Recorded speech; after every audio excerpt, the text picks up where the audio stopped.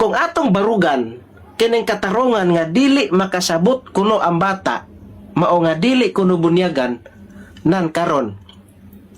Ngano nga daghan man ang sakop, iminson lang nako ha, sa Seventh-day Adventist kay diha man gigikan. Ngano nga daghan man ang membro sa Seventh-day Adventist nga dagko na gipangbunyagan, dagko na nga gimbautismohan nga wala man gihapon makasabot. Wala pa gani mahuman ang 28 katima, tulo pa lang gani katima. Samot na ka ng mahitabo bitaw ang youth camp. Kaya ako usaman yun ko nga himo nga facilitator anang mga youth camp sa una sa SDA pa ko na ay po'y maingon nga sa amik ko no walay pulos sa SDA. Mahimo ba dai ko nga facilitator, mahimo ba dai ko nga officer sa Iskayo, mahimo ba dai ko nga officer kung wala ko'y pulos. Nahimo ko nga facilitator, matingala ko sa una nagsugod ang camping Domingo, Merkules pa lang na anay bautismo. Wala pa gani makasabot. Give bautismohan na. Unya, kung kupta nato na nga katarungan, nga miingon nga, dili bautismohan kay walay makasabot. Ngano nga daghan man membro karon sa Seventh-day Adventist nga walay alamag sa mga writings ni Ellen G. White. Walay basa-basa sa Spirit of the Prophecy. Kung maumanggaling na, wala gani kabalo sa doktrina sa pagtulunan sa 28 katima. Kung manghisgot na investigative judgment, revelation, and Daniel, walay mga ibang kaagan. Karon, moingon mo nga dili bautismohan kay wala makasabot. Ngano nga wala man na makasabot nga dagko naman ninyo gipang bautismohan na. Mauna ang katarungan. Luka pa mo diha ug mauna ang katarungan ninyo. Nya karon kining mga special child, kining na ay mga kanang na mga diferensya. Bisag unsaon pa nimo nag-Bible study, bisag unsaon pa nimo dili man gyud na sila makasabot, magtuyok-tuyok ra ilang mata, magliraw-liraw lang mata ana. Bot ba ibasabot nga dili na lang gyud na bautismohan, dili na lang gyud na bunyagan kay wala makasabot. So sa dili pa nato tubagon igsuon ang iyang pangutana, aw kaniyang banat no. Ato siyang pasalamatan. Sa pasalamatan nato ni Brother Amik igsuon nga siya ang nahimong susi ba no, siya ang nahimong latayan nga tungod sa iyang mga banat igsuon ko sa Adventista atong matubag unya ato dayon pagyud mahatagan og akatin-awa no nga makasabot gyud pag maayo ang mga Dominguista, ang mga non-SDA sa kamaturan. So kini si Brother Abik igsuon ko wa ta kabalo kung gibutang siya sa Ginoo diha igsuon ko aron nga mahimo nga latayan sa kamatuoran nga ang iyang mga pangutana atong matagan igsuon katin-awan nga mas makasabot igsuon ko ang mga wala pa sa kamatuoran no, may tungod ni ining bunyag, may tungod ni ining pagwalaan sa adlaw ipapahulay. So salamat kayo ato pasalamatan siya igsuon ko kay wa ta kabalo kung gitugot sa Ginoo nga matugyan siya diha, mabutang siya diha aron mahimo siyang latayan igsoon ko matubag na to ang mga dugay ng mga nataguan nga matuoran nga wa gisulti sa mga kaparian no. So daghan kaayong salamat. Unya wa ta kabalo igsoon ko nga ato lang ni siya nga iampo nga unta kana bitawng mahimo ni siya nga latayan. Pero ato lang pong iyang po igsuon ko nga di lang unta masirandaan po sa kaluwasan no.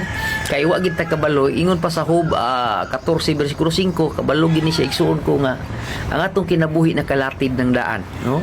Nya atong iyang po nga di pa unta mahuman maupos ang iyang kandila ang latid sa kinabuhi nga unta makabalik igsuon sa asabakan sa Ginoo kay nakabalo gid ta igsuon ug nakabalo gid ni siya unsay kamatuoran no. So niya igsuon ang akong tubag matud pa niya ngano kunong ang SDA nagbautismo sa mga tao nga wa nakasabot no, nga ang balaod man kuno sa SDA ang doktrina nga bautismohan kadto man gyud dapat nakasabot no. Yang ngano kuno nga daghan may mga Adventista nga gibautismohan nga wa nakasabot. So niya ang akong tubag mga igala igsuon ko. Brother Amik, salamat sa imong nga pangutana. Alang sa mga naminaw, hinumdumi ninyo. Kini nga pangutana ni Amik igsuon ko, gitawag na siya og logical question. usan ni siya ka lansis nga pangutana. Nganong lansis man siya igsuon ko nga pangutana. Kana bitong pangutana nga dala ilad. Nganong dala man siya ilad? Kay nganong ilad man o nganong dala ilad, kay nangutana siya diha sa pangutana nga dili doktrina sa Adventista. Nganong wingon man ta nga ilad o dili doktrina sa Adventista? Kay ang Adventist, igsuon ko, ang 70 Adventist wala gyud doktrina nga nagbalaod ang SDA nga bautismuhan, ang bautismuhan lang kadtong nakasabot. Wala gyud magdoktrina, usbon ko ang Seventh Day Adventist wala gyud nagdoktrina nga ang bautismuhan kadto lamang nakasabot. Never gyud doktrina ang Adventista ang naigsoon.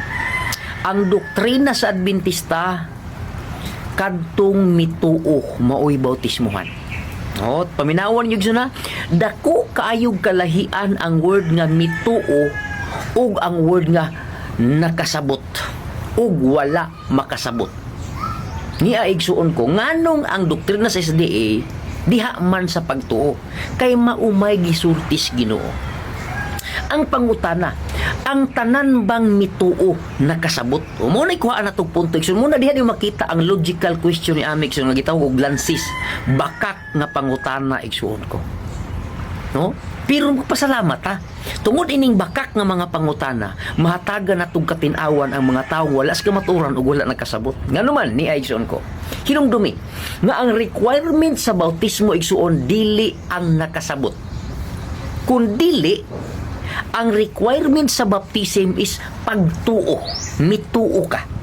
So karon diri sa pagtuo na adihaa ang bautismo. Ang pangutana, ang tanan bang mituo nakasabot? Muna nga atong isgutan mga higala, mga igsuon. Sa mga apostoles, doon na ba'y nituo nga wa makasabot? Yes, daghan. Si kinsa ba ni? Si Judas. Nituo ang Kristo. Pero wala nakasabot sa kamatuoran nga naa kang Kristo. Ikaduha si Pedro. Si Pedro mituo sab. Pero wa pod makasabot gyapon si Pedro. Hinungdan nga si Pedro igsuon ko nakapamakak ngadto kang Kristo. Tama. Subot pasabot, brother Amik, mga higala, mga kagigsunan, daghang nituo nga nabautismuhan apan wala nakasabot. So walay requirements ang Biblia nga ang bautismuhan kadto lamang nakasabot. Kung dili ang requirements igsuon ko sa bautismo kadtong mituo. So dili buti pasabot kay nituo siya og nabautismuhan, nakasabot na siya. Hinumdumi nga daghay nituo pero wala makasabot. Pareha ni brother Amik taglinaw. Di ba? Kini si iyang pangutana. Nituo ni siya nga dunay Kristo. Nituo ni siya nga dunay Dios, pero wala siya nakasabot igsuon ko sa whole doctrine of Seventh Day Adventist. Nganong wala man siya nakasabot? Kay nibulag man siya. Nisupak man siya igsuon ko sa nasulat sa Biblia. Ang pagtuo igsuon ko sa Adventista mao ang pagsunod sa pagtulunan ni Kristo, mao ang pagsunod sa nasulat sa Biblia. Karon daghan bay nituo aning Biblia? Daghay nituo sa Dios, daghay nituo sa Biblia. Subot pasabot qualified siya sa bautismo. Pero sa iya nga sa iyang pagtuo nga nagpabautismo siya, dili ni batakan igsuon ko nga nakasabot na siya, kay daghay wa nakasabot.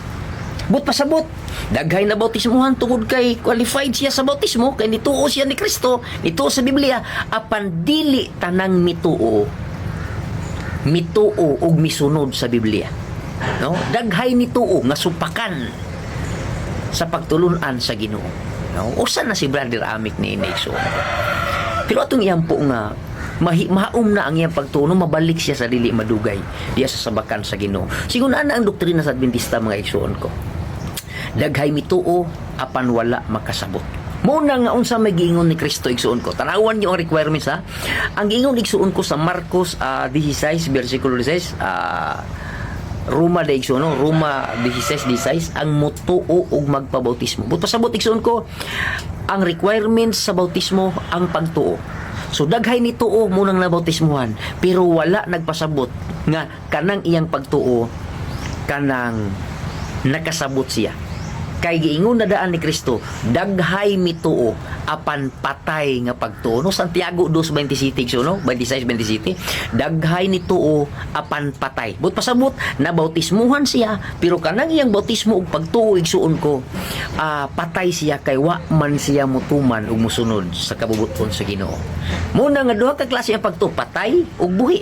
So kining buhi nga pagtuo, muni mga tao nga dunay pagtuo nga nabautismuhan nga willing musunod sa pagtulunan ni Kristo ug musunod sa Biblia. Kining mga nabautismuhan nga dunay pagtuo nga nisupak igsuon ko sa Biblia ug sa kabubuton sa Ginoo, sila ang mga taong nabautismuhan apan mga patay ug pagtuo mga igsuon ko. Unsa may gingon ni Kristo, Brother Amik? No? Sa Mateo 28 versikulo 19 nga to sa 20. Ingon ang Ginoo igsuon ko, timan-an ninyo ang gingon sa Ginoo ha. Panglakaw kamo sa tibuok kalibutan.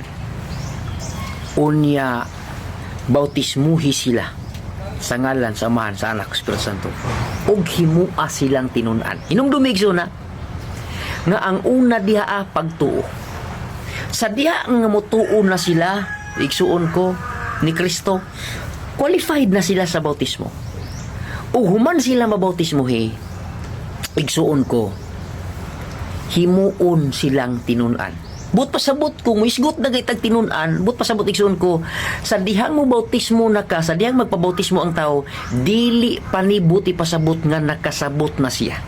Kay matod pa ni Kristo igsuon ko, human siya motuo, himua siyang tinunan. But pasabot nga ang bautismo ug ang pagtuo i-first step siya sa paglakaw uban ni Kristo. But pasabot igsuon ko nga kung mabautismuhan na ka, tungod kay nituo ka, mo ni siya ang first step nimo. Ang second step nimo, magtuon ka sa tibuok kabubuton sa Ginoo ug imong sundon. Ang problema lang, kay daghan ang nituo ug nagpabautismo apan dili sila buot mahimong tinun-an sa Ginoo. Dili sila buot mahimong tinun-an ni Kristo, mulang supakan sila sa sugo sa Ginoo, supakan sila sa Biblia. So klaro igsuon ko mga higala, Brother Amik, kinauti mo nimo sabta no nga walay doktrina ng Adventista nga bautismuhan kadto lamang nakasabot. Kay ang doktrina sa Adventista mao ang doktrina sa Ginoo, doktrina sa Dios nga ang kinahanglan bautismuhan ang mituo. Human siya mabautismuhan, mo bito na nagitawag og nurturing. Human mabautismuhan, ato pa siyang himuong tinunan hangtod gyud siya fully no nga makasabot sa kamatuoran, pero dili tanang nagpabautismo og mituo musunod sa kamatuoran. Kay daghang magpabautismo og mituo apan tungod igsuon ko sa mga kawili sa kalibutan, dili sila musunod sa kabuton sa Ginoo og hinungdan nga ang ilang pagtuo mo ang giingon sa Ginoo nga patay igsuon ko. Hinaot ngayon nang masabtan maayong adlaw kaninyo ang Dios magapanalangin kanatong tanan igsuon.